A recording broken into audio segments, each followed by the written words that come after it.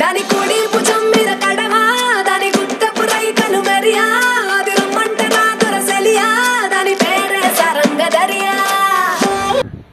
लहानपणापासून आपण ज्या विशाखापट्टणमबद्दल शालेय अभ्यासक्रमामध्ये वाचत आलेलो आहे, ऐकत आलेलो आहे, जहाज बांधणी, मोठा समुद्र किनारा यासाठी प्रसिद्ध असलेले ते हे विशाखापट्टणम।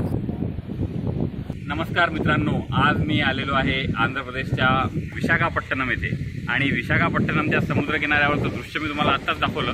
या समुद्र किनाऱ्यावरती मी उभा आहे। इथे एक दुसरा सबमरीन म्युझियम आहे। या म्युझियमच्या जवळ आहे मी। तर हा एक चांगला स्वच्छ असा बीच आहे आणि या समुद्र किनारी मी उभा आहे।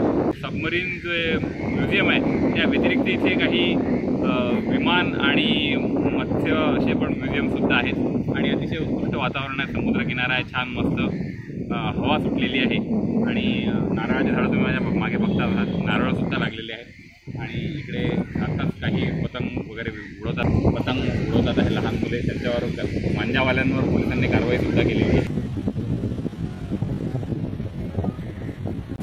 बीचवर काही अंतरावर असे छान नारळाची झाडं आहेत आणि विशेष म्हणजे यांना मोठ्या प्रमाणात नारळसुद्धा लागलेले आहेत। असे छान या किनाऱ्यावरती काही अंतरावर अशी ही नारळाची झाडं आहेत आणि या झाडांच्या खालीच हा व्हिडिओ मी बनवला आहे। बघा, आपण बघू शकता वरती छान नारळसुद्धा लागलेले आहेत इथे।